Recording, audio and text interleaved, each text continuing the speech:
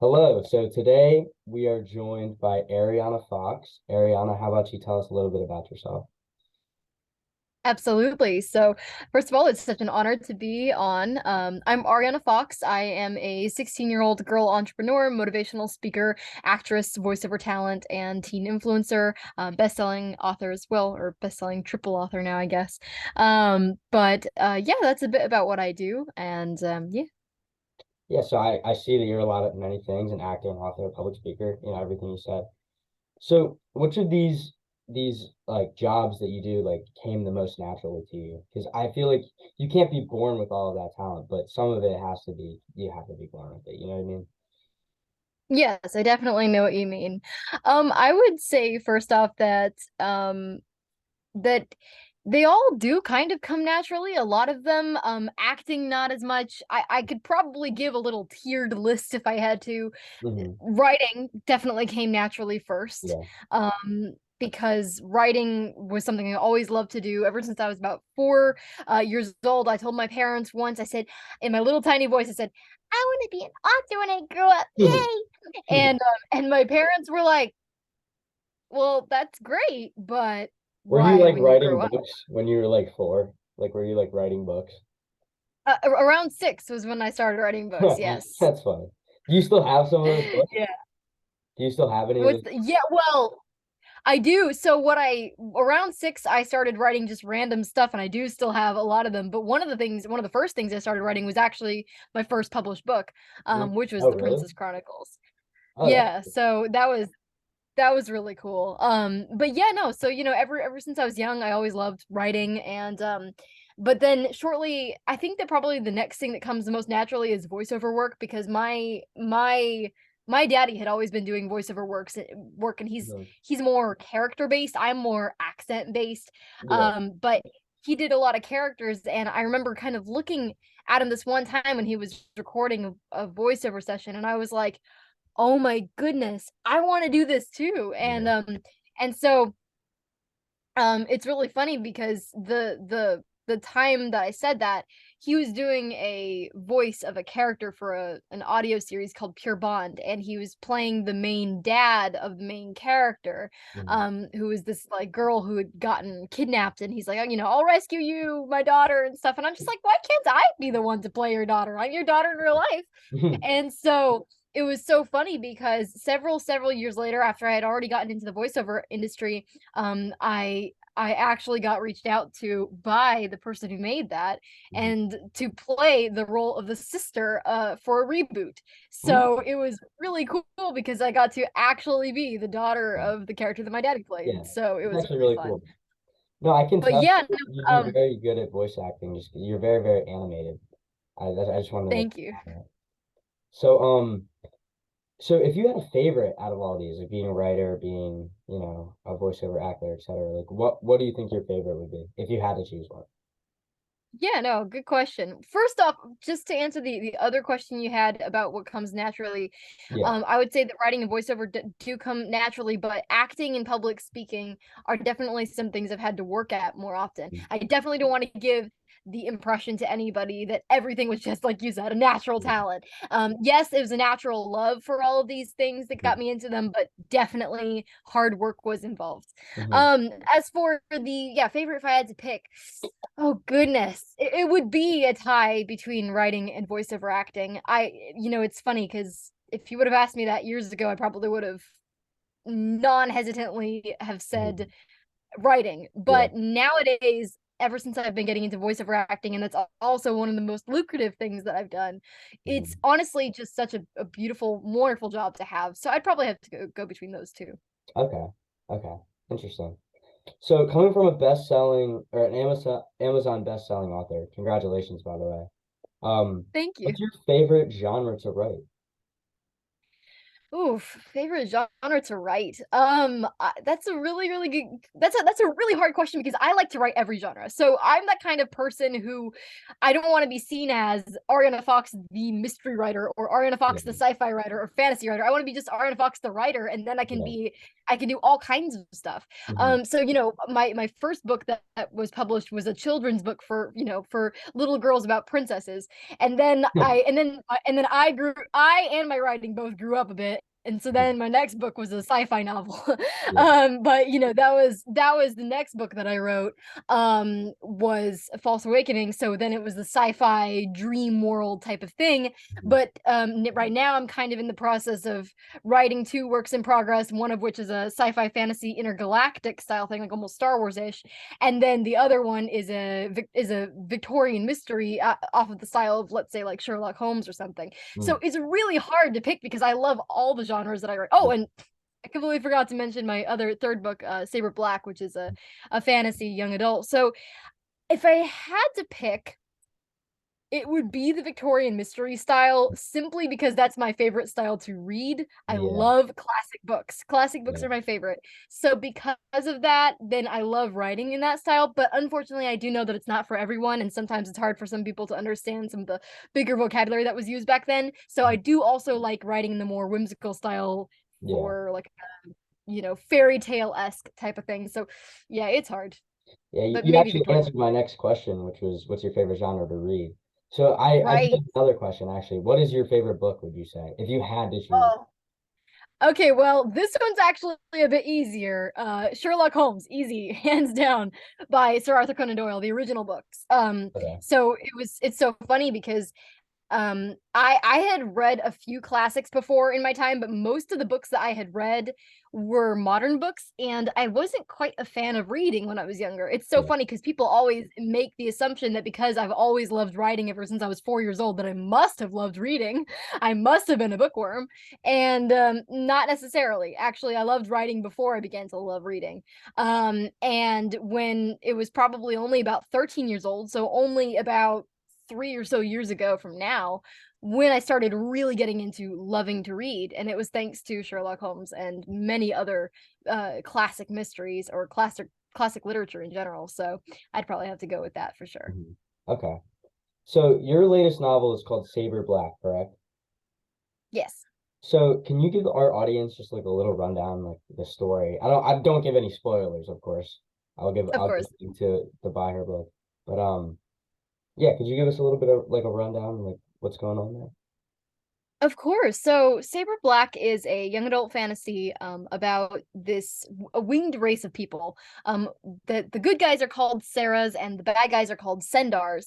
But the main character is a 16-year-old, I guess my age now. She wasn't. I wrote it when I was younger, but 16-year-old girl who is born a Sendar but fights for the Sarahs. Mhm. So the question is she good? Is she bad? Is she both? That's sort Yeah. of the synopsis there. And I think that this book is really something that I'm very proud of because I think that it really will touch people. Because I Saber Black, the main character, she Mhm. struggles with a lot of the same stuff that a lot of readers these days, a lot of teenagers do struggle with. Should I be fighting for what I believe in, or tradition, what I've always Yeah. supposed to believe? And so that's definitely plays a big part into the book, Mhm. and I don't really know, what else to say about it. I just absolutely love it, and I hope that you guys No, do too. that's a really good rundown. I'm definitely gonna give it a look just because like I do understand like metaphorically it's just like people are torn between two different ways of looking at things. Like Hmm. the old way or the Exactly. new way or the cultural norms and everything like that. So I Precisely. wanna ask you like just about your creative process. Like where do you get inspiration for this? How do you turn that inspiration into a book? Like do you outline? Like tell us a little bit about that. That's a really good question. Ever since I was young, see there I don't know how many of you in listening or watching this are familiar with the difference between a plotter or a pantser. But in the writing community, that's basically a plotter is somebody who likes to plot out their entire book before they start it, Mhm. oftentimes before they ever start writing it. Or a pantser is somebody who just loves to just go at it, and it's called that because it's like riding by the seat of your pants. Yeah. Then there's this recently invented term called plantser, which is basically combining a Right. plotter and a pantser, kind of a bit of both. So Mm, ever since I was young, I've always been a pantser. mhm. Nowadays, I'm more of a plantser. I'm kind of in between. Yeah. But ever since I was young, I'd always get ideas just from the craziest, most random things. For me, I love working with words. I'm a huge fan of, language, of etymology. I was able to teach myself Spanish and get a certificate in fluency Uh, with McGraw-Hill. So, I love languages, and so I love dealing with words and just kind of manipulating them and making them different. And so a lot of my story ideas get come from just different word ideas, or I always tell people it's really funny. An idea for a short story I had was when we were at a restaurant called Texas Roadhouse, and it was talking about chicken tenders. And I was like, tender, backwards of that is rednet. That sounds like a cool sci-fi dystopian organization. And immediately just an idea came from there that. you go. That's kind of how my ideas come. And I recommend that you do the same thing. Like, do go take words and flip them backwards, do all kinds of stuff to have fun with it. To me, as far as inspiration in general, I see this so often in the bookstagram slash book writer community online, that a lot of young authors are wanting to write books, but they keep talking about procrastination Yeah. and the lack of inspiration, and it's kind of a running joke. But at the same time, if you are constantly looking for inspiration, I'm just gonna say it, you may never find it. Yeah. What you have to do is to make your own inspiration. So like I said, Yeah. just if you find a word that is interesting, flip it around and make it something interesting that can spark an idea for a book. Or go outside, take a walk, write in a journal or a diary, something that will get your inspiration going, so that way you're not just constantly waiting around for it to happen. Yeah. That actually ties into my next question, which was like, do you think writer's block is real? Like, because obviously it's real, but like some people really let it affect them and they just like stop writing, get completely discouraged. Like what you were kind of saying with that That's a really good creation. question. So what do you do if you are experiencing that? Like how do you get over it? That's very good. I have a few things about that. One is, yes, writer's block is certainly real. I think that it's probably as real as there's artist's block. There are tons of other blocks, but I always have this sort of thing where I have like something like this, like a little block, and I say, if you have writer's block, move the block. And the point is, if you are experiencing a time where you're feeling and sluggish and you don't want to write, and trust you me, I have been there so many times. But when you're getting there, kind of do a lot of the same stuff that I was mentioning. There are usually either two reasons why you're experiencing it. You're either overwriting and you're doing it so much that you've gotten burnout, Mhm. or number two, you are not doing it enough and not forcing yourself to, you're starting to slump into a laziness instead of continuing on. So if you do realize that you've been just writing so much and you just feel burnt out, then one of the best ways to combat writer's block is to just take a break, Yeah. and just maybe stop writing for a day or two and then get back into it. That always helps. If it's the opposite and you're having writer's block because you haven't been writing, then force yourself to write, but make it fun. Like, Yeah. write down some story ideas, or what I like to call waterfall writing. Excuse me, waterfall writing. Just let things flow, naturally. Just kind of keep writing whatever's in your mind, whatever's next on your mind. Um, I would also say there's a special kind of writer's block that I personally think is what I like to call the midpoint writer's block. It's not just any writer's block, it's the kind that you have when you're in the middle, like when you are in the very middle point of your book, Yeah. when you are when you've gotten about halfway through your book, something happens psychologically, Yeah. and it's like, whoa, what happens here? Yeah. And it's so funny because I first experienced that with Saber Black, and I was just kind of like, whoa, I have a plot here.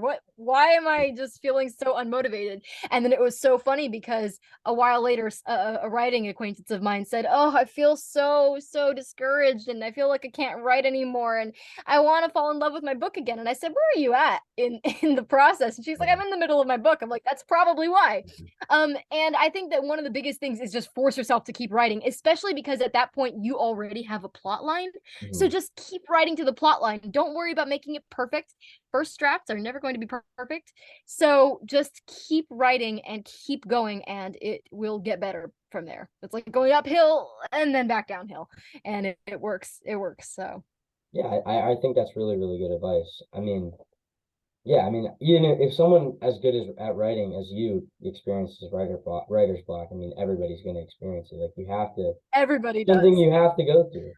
That Yes. thing you said about like, I don't know, you call it middle block or something, like when you're in the middle of right. Yes. I think that's very true. I've never written like a novel, but like when I'm writing essays for school or anything like that, like I definitely do understand. Um, I never really thought about it like that, but I guess like yeah, I guess that is something that is a force in your writing. So anyway, I see you're not just an author, you're also a public speaker. Now I really want to ask about this because public speaking is one of my biggest weaknesses. So I want to ask you just like how did you get inspired to do that? How do you, if there's any nerves at all, how do you get over them, etc.? Right. That's a really good question as well. Full of really good questions. I would say first off, I so ever since I was very young, probably right around the same time that I told my parents I wanted to be an author, was Mhm. the time when I realized I really wanted to inspire people. I didn't know how at the time because I didn't know a whole lot of people, but at the same time, I just knew that I really wanted to inspire and motivate people. And I would hope and think and pray even, and just how am I going to get the chance? How am I going to be able to inspire people? And then Mhm. much later, probably about 10 or so years old, my parents woke me up one morning and they said, hey, we have an idea. What if you became a motivational speaker and decided to inspire people through that? And immediately I was like, oh my goodness, yes, that's perfect. So we came up with a business to do it. So that that kind of makes me an entrepreneur because now I have a business Yeah. around inspiring at a professional level.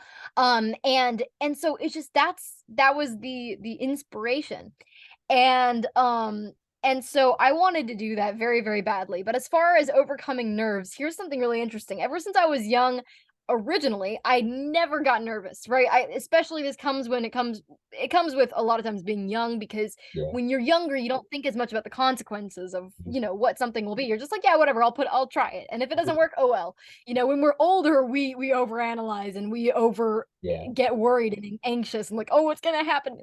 And so, when I was young, because I started when I was young and I was such an extrovert and sociable person, then it came easily. Mhm. But I did start to notice that even in the recent public speaking events, that I have started to get a little more kind of those jitters. But what's amazing is I would just recommend to anybody who's experiencing, anxiety or nervousness about public speaking, just do it and be comfortable with the material. When you're comfortable with the material, when you've memorized so much that you know it, then you feel really confident in what you're about to say.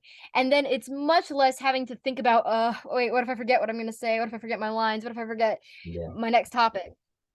And so, another good thing is to try to make acquaintances with all the people, if possible, in your audience. So Mhm. if you're going to be speaking, in front of a big amount of people, maybe class or something of that sort, make sure you know all the students. You've at least introduced yourself. That kind of breaks the ice a bit and makes it so you don't feel like they're all strangers just staring at you and judging you.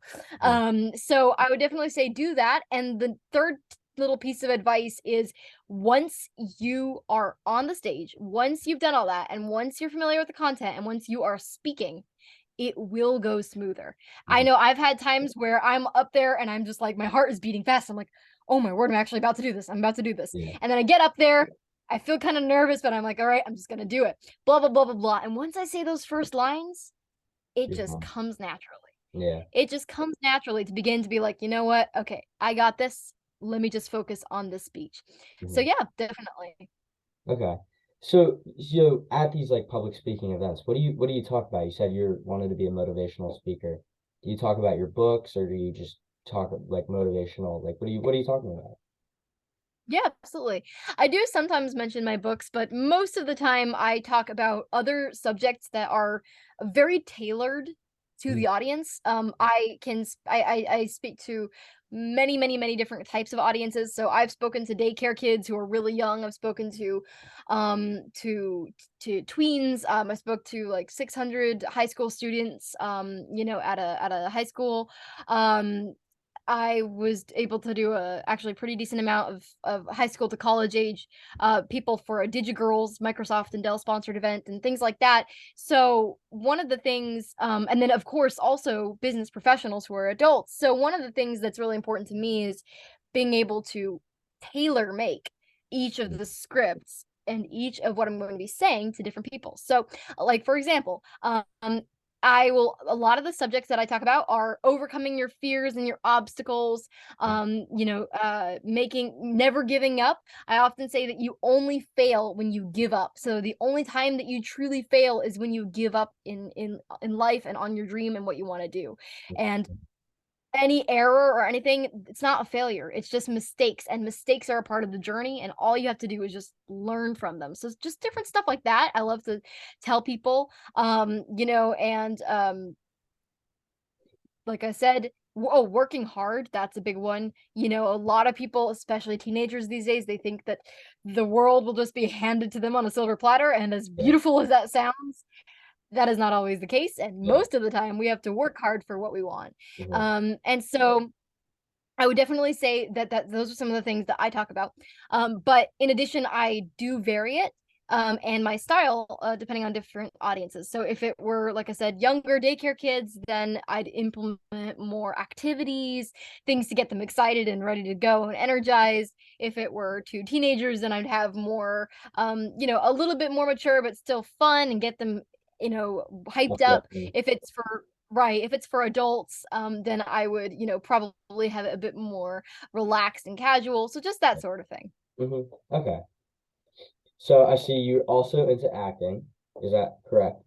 So Yes. so which do you prefer? Stage acting or like TV or like movie acting? That's a good question. For me, I kind of primarily just do stage and I mean, sorry, I primarily just do TV, movie, cinematic kind of acting. Um, I feel like I would be almost better at stage acting than TV and movie acting because of I'm so animated all the time. But Yeah. unfortunately, because of the time schedule that we have, it is so hard to try Yeah. to make all the rehearsals that they have, all the stuff that goes on for stage acting, and it's a lot more grueling of a process. So for me, it would definitely be TV and movie acting because that's Yeah. mostly what I do. That is primarily what I do. But I definitely do love that aspect though. Hmm. Would I have seen you in any like TV shows or commercials or anything like that? Probably not anything particularly ginormous, but I would say, I mean, I have been in many films and TV shows and little episodics. I'm in My daddy actually produced several things and is produced a fantastic feature film called The Box in the Basement, that is available on Amazon, Tubi, and Freevee and several other places on streaming platforms. So feel free to check that out. But I'm also in a what was it? It's an episodic short called Naysayers. I'm in a few other things trying to build up my resume there. I have a bit Mhm. more of an impressive resume in voice acting, but yeah. Yeah. Okay, so is acting more of like a hobby or is that really like a career you're gonna try to pursue? That's a really good question. I would say probably in between. It is definitely a profession. And that's one of the things that I'm, planning on doing. Mhm. However, my parents and I have, the understanding that I do have other priorities too, that Yeah, as a writer and as a voiceover actor, those are kind of the main things that I really love to do, and then speaking as well. yeah, But acting in general is definitely something that I do love to do, and if possible, if I get the opportunity, then I'm happy to work hard for a bigger role rather than just being like, oh yeah, it's a hobby. mhm, I do definitely love to um to act even more, and also am trying to better my my strategy on how to act and how to memorize. So definitely more of a profession. okay. So with everything we've talked about, I just want to know, like, how do you balance it all? How do you find a balance? Like, it's just so much responsibility and pressure, and it's like, is it really just falling in love with the work? Is that really what it is? Or is it like, is there more to it? Is there more like you have to have discipline, you have to, I don't know. Just like, what are your thoughts? A lot of sleep and a lot of to-do lists. No, but seriously, I would say um you are very right that it's both falling in love with the work and discipline. I firmly believe that you can't really do anything as a profession and just not I mean, as in a profession that you want to do, or a dream profession, Mhm, and not love it and not be in love with it, especially the stuff like acting, writing, even singing and things like that. Those are things that you have to feel passionate about, because it's a lot of work, but if you love the result, then it's all going to be worth it. mhm, But discipline is important, because without discipline, then it becomes, like you said, just a hobby, and then it's not a profession at all. mhm, So, it's very important to balance the two. You don't want to be forcing yourself to do something that you just really don't enjoy doing, but at the same time, there will be times where you have to force yourself because it's not fun. It won't always be fun. Let me put it that way. Writing has its moments when I was going through grueling editors who tore my work apart mhm. and put it back together again. Yeah. That wasn't fun, but nonetheless, we proceeded onward. Mhm, You know, acting, I hate memorization and auditions. I'm gonna be honest about that. I hate memorization and auditions, but I love being on set, yeah. and that's what makes it With it. rewarding. Mhm, Voiceover acting, I hate doing auditions and then never getting anything back, and I was starting to get excited about the role, and it's like, oh man, sometimes I can't get an accent right, or a certain laugh or a certain line right. There are always going to be things where it's not going to feel fun. yeah. It's not. Mhm, But the important thing is to really fall in love with the work and to appreciate the result. For me to balance and manage the things like you said, I know I was saying it in a jesting way about a lot of sleep and a lot of to-do lists, but it is true. mhm.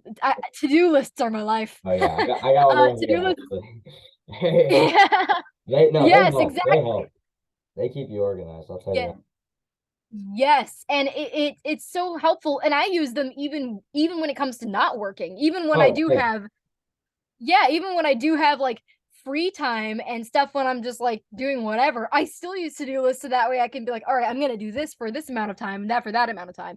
I'm a very organizational little person, and I know that not everybody loves organization as much as I do, but I still strongly recommend that you use to-do lists if you feel overwhelmed with a lot to do, because I definitely know that I have a lot on my plate, but to-do lists and calendars and putting stuff on schedules helps immensely, so I know what to do and how to kind of balance it. Mhm, Priorities. That's really the biggest thing right there. Set priorities. What yeah. is the most important thing to get done here? Mhm. Okay, so we are near the end of the interview. Thank you so much for coming on. You've been wonderful. So you have any chance for self promotion you want? You have the floor. Just, you can plug anything you want here, and I'll link everything in Thank you so the much. description as I well. appreciate it. Of course. Well, I guess first of all, then I would say you can find me everywhere online. I am everywhere. Mwahaha. No, but you can find me on Facebook, Twitter, Instagram, LinkedIn, YouTube, TikTok, even though I hate TikTok. But I do that everything. and plenty. What's that? I deleted TikTok. I just watched it too much. I had to. Yes, I hate the app. It's just ugh.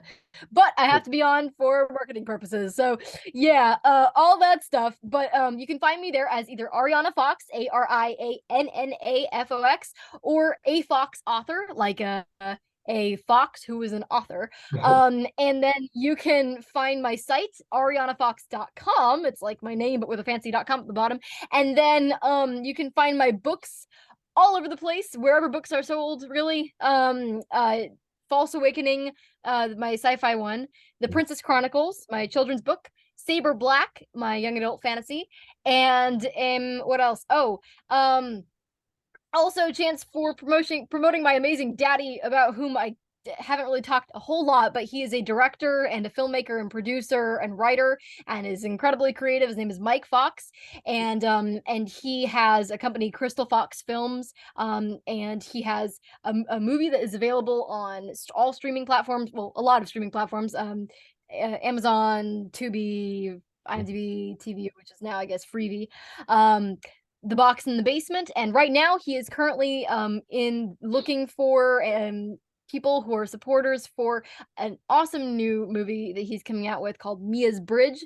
I highly recommend that you check this out. It is a wonderful movie project that bridges the gap between communities and is a unifying film. So it is going to be so needed.